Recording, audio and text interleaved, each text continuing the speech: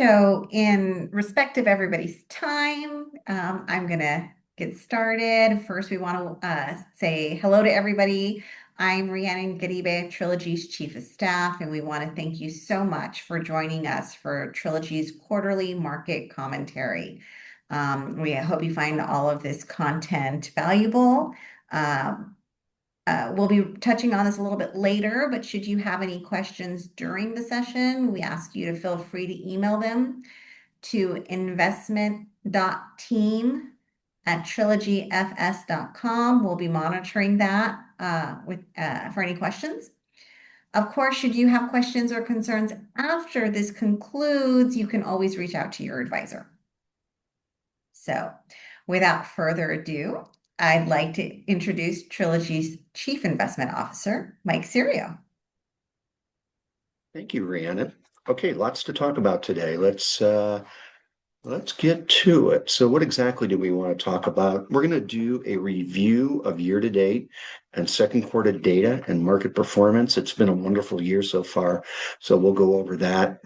It is a midterm election cycle here, so we're going to go through some historical numbers on what has happened, at least since the mid-30s, on midterm election cycles. We'll have some economic thoughts. Semi-random, but some things we might be thinking about why this market might continue to have legs. I'm going to, as might be a surprise for people who know me, but why we don't trust the media.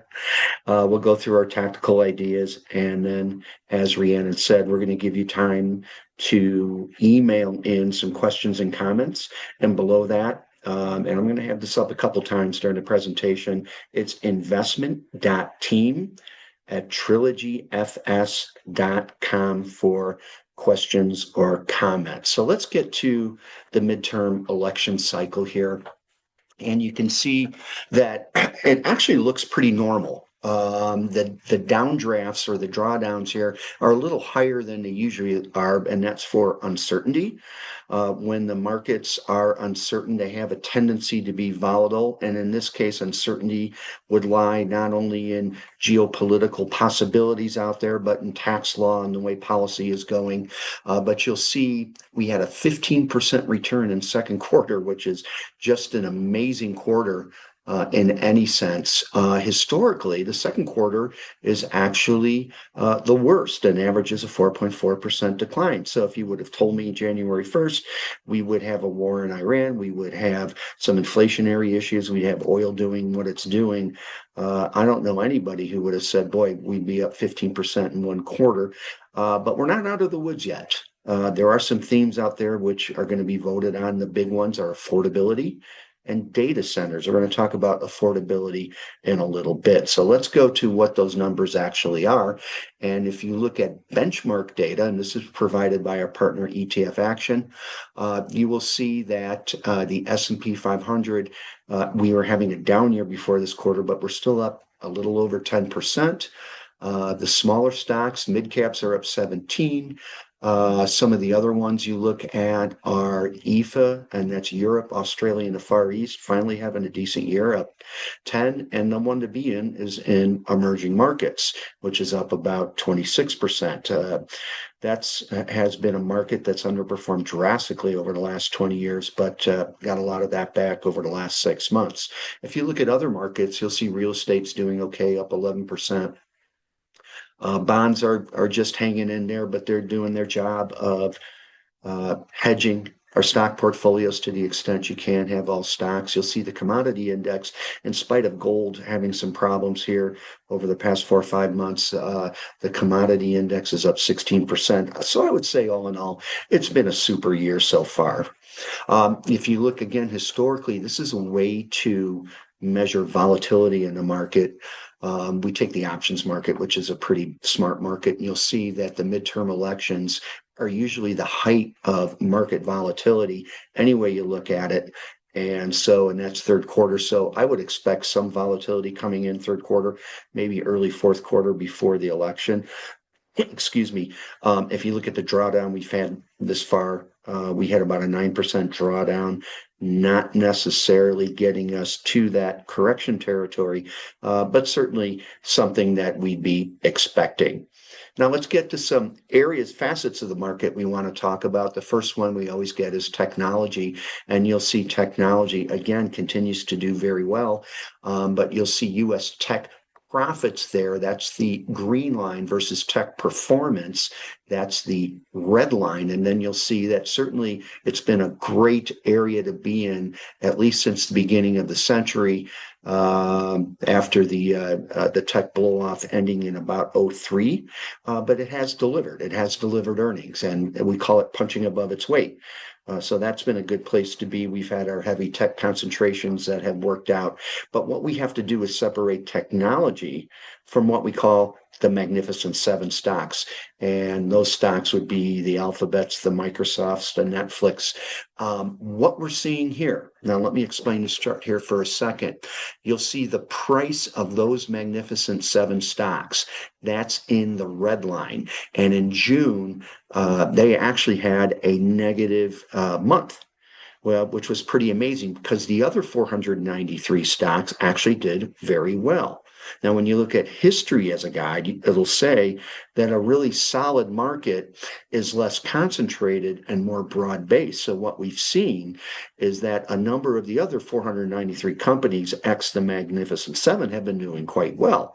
And we can kind of translate into that as certainly there's the providers of artificial intelligence, those that create the picks and shovels et al. And what we're seeing is the users of artificial intelligence starting to really bring some of that profitability and productivity to the bottom line. And that gets kind of exciting for investors like us. Another way to look at it, you'll see at the beginning of the year, the market was at a ballpark 6,800. We're at about 7,400 right now. Those seven stocks have been pretty mediocre this year. And then if you go on the far right, the other 493 is responsible for about 96% of the return this year. So that gets pretty solid and continues to warrant us having full equity positions in all of our risk preferences. And here you have American companies spending the most on AI have seen their revenue grow 5 times faster than the economy as a whole. And this is confirmation that this great technological revolution we are in, artificial intelligence, saying, again, it's starting to be productive and starting to come to the bottom line. Now, this is those who spend it. But you'll see Ramp customers, and Ramp is actually the service we use here at Trilogy to do our accounting, but what they also have are our expenses, and they know what everybody's spending on everything. They have a really good set of data, and you'll see Ramp customers with high AI intensity versus US economy, and Ramp customers with no AI spend just doing fairly mediocre about what the economy's doing. So that is again getting us to be quite bullish. Now, another question I've been talking to clients about is how far can this bull market keep going? And again, we're going to use history as a guide here. It started 10/12/2022, which as of the end of the quarter is 44 months, and it's up 110%. But you'll see there in red, we are still quite a bit away. We are, call it 15 months away from the average bull market length. And this goes back to 1928, which is a pretty robust set of data. So it's not a small set of data, almost 100 years. So you'll see by lengthwise, we're not even at the average yet. So that doesn't mean we have to get to average, doesn't mean we're going to go past average. The point here is that versus historical norms, it really hasn't been all that long, although it certainly feels like it. So what would give us some sense that the market is kind of toppy that might want to let us start taking some risk off the table. We have a number of what we call the usual suspects of market tops. The green ones are positive. The red ones is where we start thinking about maybe taking the risk off trade a little bit. But the first one, again, is green, is what we call a blow off top. We haven't seen anything really super risky out there doing super well. We don't see any kind of blow off top right now. Likewise, although we've seen a number of solid inflows into equity market funds and a lot of inflows into what gets me a little nervous, some of these leveraged ETFs, especially when it comes to technology, versus historical norms. There has not been a lot of heavy inflows into equity market funds, so we're okay right there. Hasn't been a big pickup in mergers and acquisitions activity. So that's good. One thing that does get us a little concerned is the initial public offering activity. I'll talk about SpaceX in a second.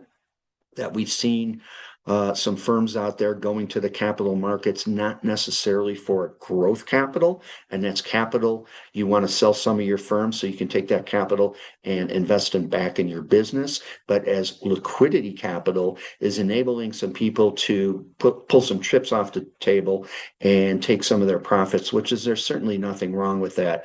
But that's a different trade than the growth equity capital that we usually like to see with initial public offerings. Number five, rising interest rates. Haven't seen interest rates rise all that bad, so that's a positive. Weakening earnings revisions, they've actually gone up and they've been quite positive. We actually think, asking one of our research partners, you'll see their name penciled all over this presentation. Their name's Strategas. I think they're the best on Wall Street. They actually think there's a possibility when all is said and done in January that earnings for the S&P 500 this year might be up 27%, which is an extraordinarily good year. Number of stocks making new highs falling. No, as I mentioned, the other 493 stocks are doing quite well, and we're getting a lot of those stocks making new highs. Shift to defensive leadership. Haven't seen that. And then finally, widening credit spreads, meaning risk on in the bond market. I always think the bond market is a lot smarter than the stock market. But when we say credit spreads, that means what lower rated companies are paying to borrow money is still pretty tight versus higher rated companies. And when we see that gap out, when we have a double B company now having to borrow money at 2-3% more than a single A company, that gets us a little worried that the bond market is saying, oh, there's some risk in lower rated companies. Let's start putting the risk off trade on. Okay, I mentioned about SpaceX, and that's probably half the questions I fielded over the last quarter. There's an already active secondary private market in some of these IPOs. This is the evolution of private equity. You've been able to trade, or some people have been able to trade if they're in the know, some of these shares now for a while. The other ones coming out are Anthropic, OpenAI, and we think that these may be more liquidity events for the founders, employees, rather than the true opportunities to raise capital, as I had mentioned. And the last time we saw this was Facebook, and this was back in 2012. You can see you go forward there about 12, 13 months. Facebook didn't do really anything for well over a year. So if you want an opportunity, maybe on yourself, or I don't know if we're going to do it in any of our portfolios right now because the numbers don't make sense, to get into SpaceX, there will be opportunities out there. There's also a period where the employees in and of themselves cannot sell their stock. There's a lockup period. And then once that lockup period is over, the price will depend on something we call an economics price discovery, willing buyers and willing sellers coming to the table, coming up with a price. This is more important than one might think in all of markets and economics. We'll be able to price SpaceX more efficiently. That'll give us an opportunity to value it properly and not go into a super speculative investment or even something that's way overvalued or even undervalued.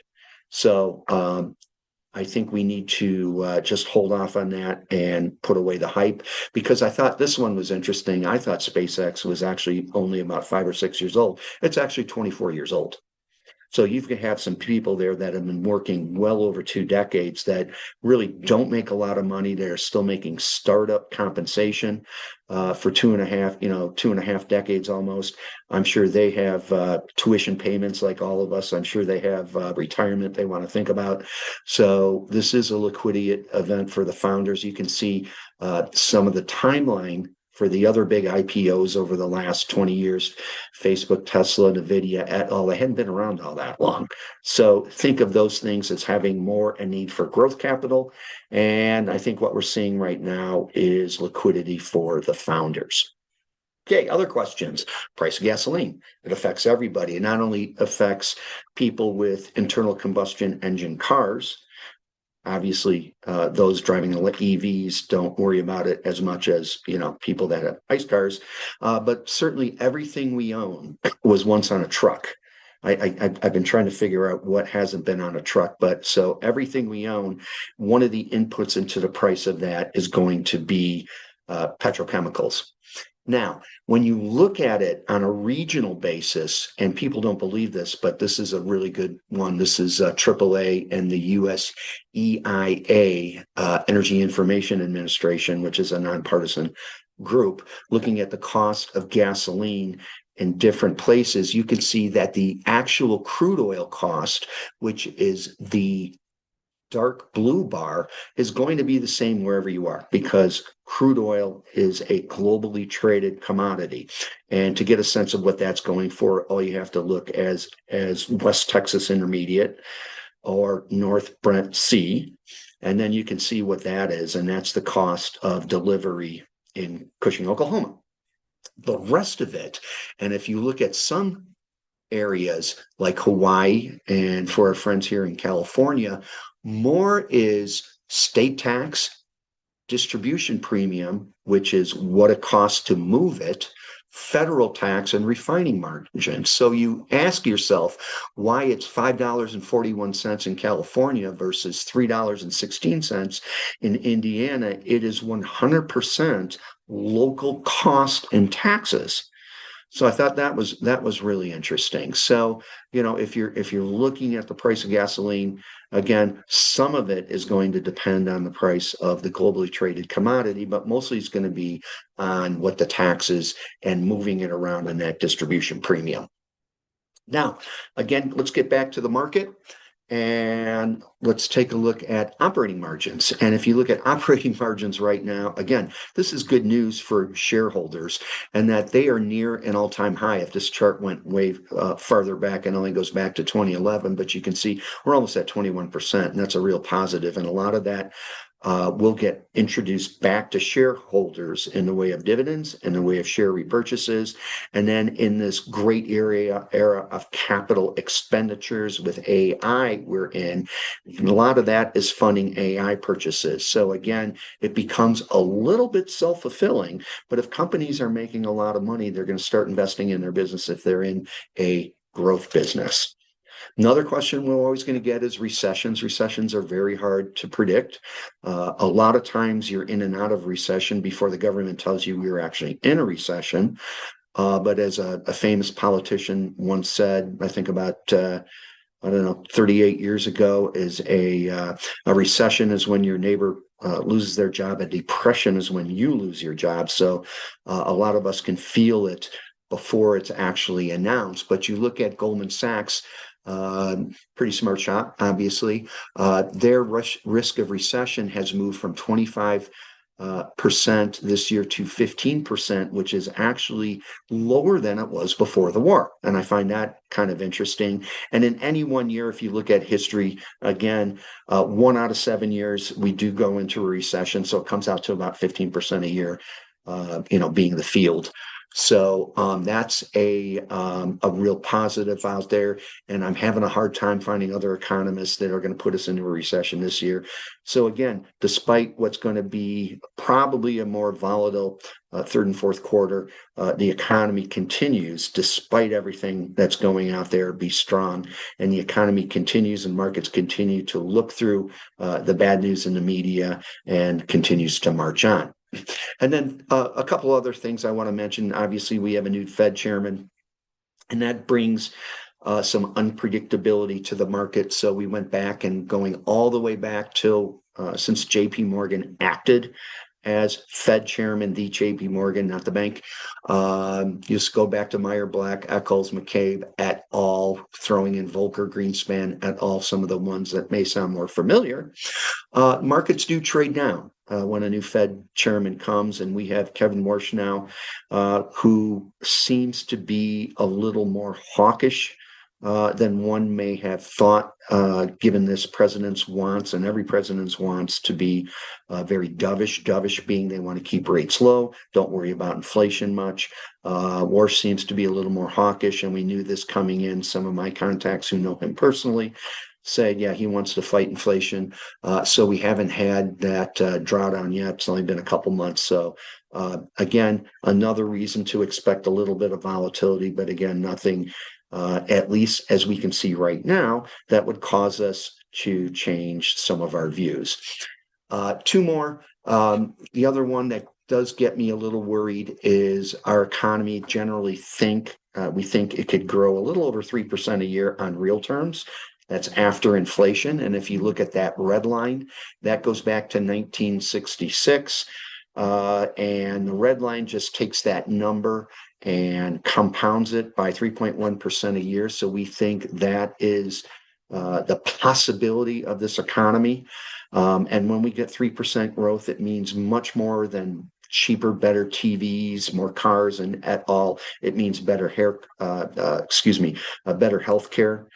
It means better transportation at all. And we've had a real gap between what we think this economy could do and what it actually has done. And actual GDP now is probably a little, since 2017, about 5.5 trillion less than we could have been doing. And we like to cite this as overregulation. If there's anybody here that's tried to rebuild their house in the Palisades, been reading a lot about that lately. The permitting process in and of itself is about $130,000, and that's just permits to build a hole, to dig a hole and start building again. And not a lot has been happening there, which is a shame. And that's, again, GDP and growth that's being left on the table. So that gets us a little worried there.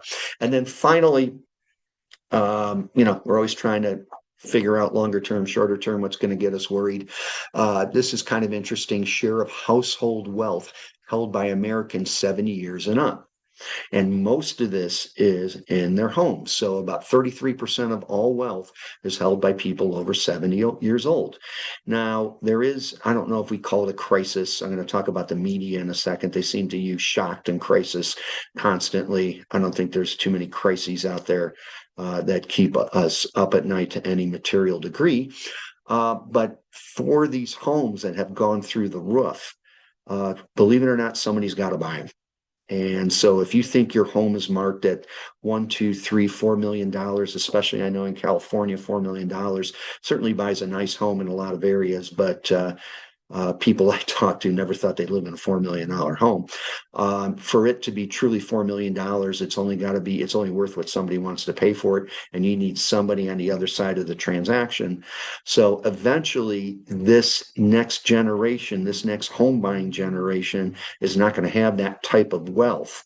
So we do kind of look at this in a little bit of a tongue-in-cheek way of what you own your home. If you're going to keep it for a while, it may not be worth $2 million when you go to sell it. So just be careful about that. And we certainly don't, it's like I say, everything's for sale, but it's only worth what somebody wants to pay for it. And to sell that type of home, you're going to have some pretty wealthy people on the other side of the transaction looking for that. So let's get to the media. Let me explain what kind of brought this thought on. As we all know, we're in the middle of the World Cup. We have 3 games left. It was absolutely fantastic to have all these visitors in from all over the world. Some of the management team here at Trilogy, we were out in Boston for a client event 2 weeks ago.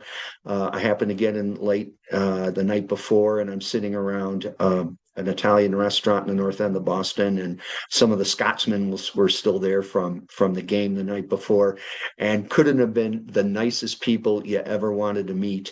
They drank Boston out of Sam Adams beer, and these guys brought their bagpipes and were having a good time. And I got into a cool conversation with them, and they said to me, "This place isn't as bad as we thought." I said, "What do you mean?" He goes, "Oh, the media, continues to say, America's on the downtrend, and I'm not going to tell you anything you haven't read in the papers." But I said, not really. In fact, there's a great book called Factfulness. It's a couple years old. It's never been better to be alive than it is right now. So a lot of this, when you look at the media, and this was a famous thing about 20 years ago, I'm going to recycle it here. In finance, magazine covers are famously terrible investment signals, but they come at the end of eras. So what's going on in the media is not necessarily representative of what's going on in society, and more importantly in the markets in general, because it relies on hype and fear. Hype and fear sell magazines, because by the time a trend is popular enough to feature in the cover, it's already priced in.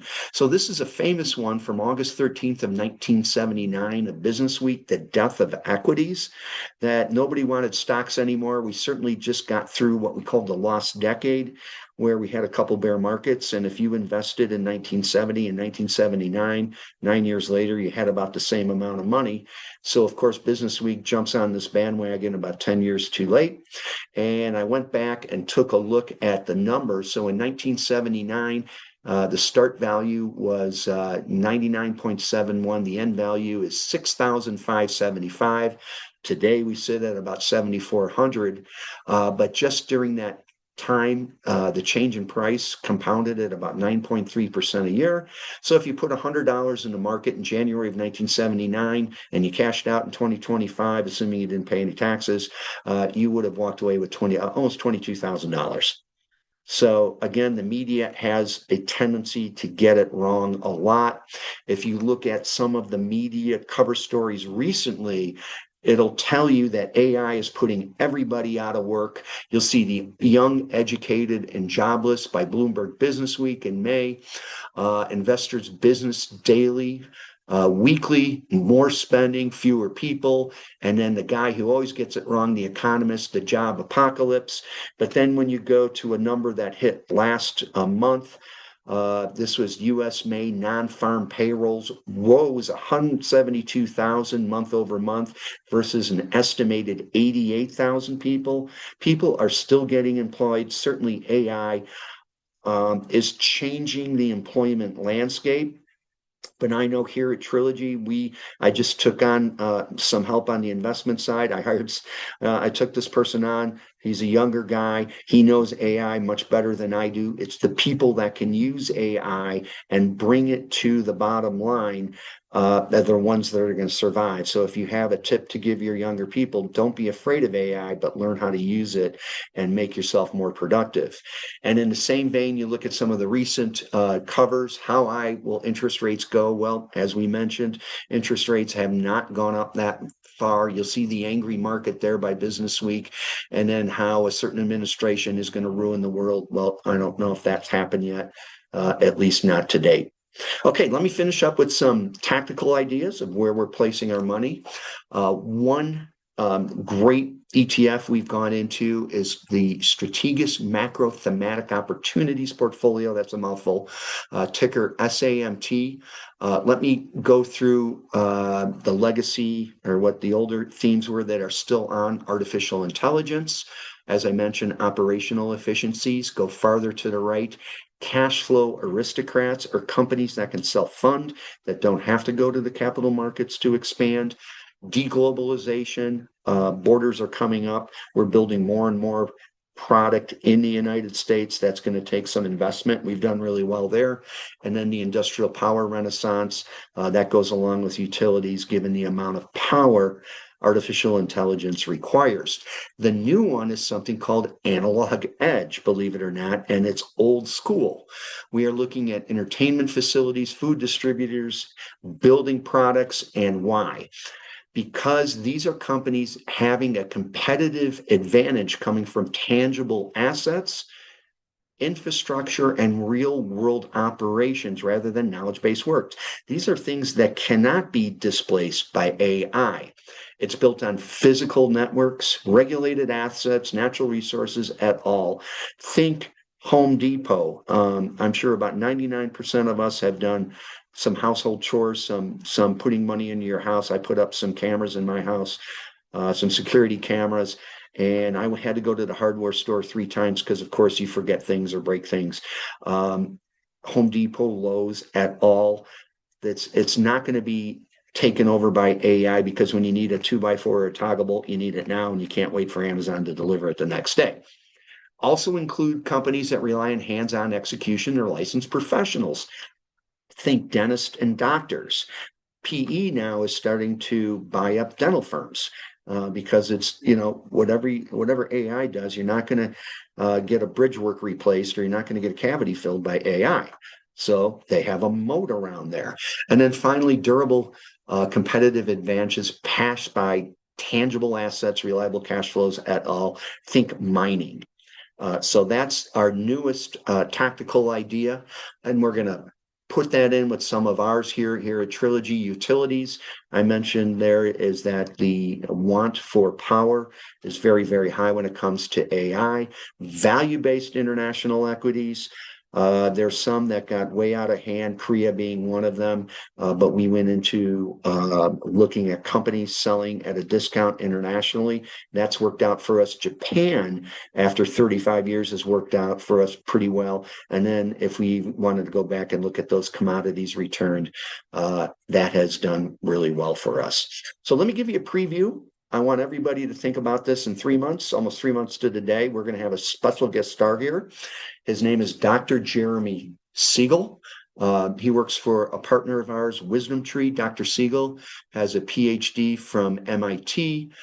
He's been a professor at Wharton, previously at the University of Chicago. But the most important part of, I think, Dr. Siegel's career, he wrote a seminal book called Stocks for the Long Run. I think everybody in an analyst or even a portfolio manager or an advisor type position has read Stocks for the Long Run. He's really easy to listen to. He's a good person. I've met him one time. I shook his hand, got in a conversation with him. So we're going to have him on. He's going to take most of the time next quarter. So I hope when the invitation goes out, everybody comes back and joins us on that type of call.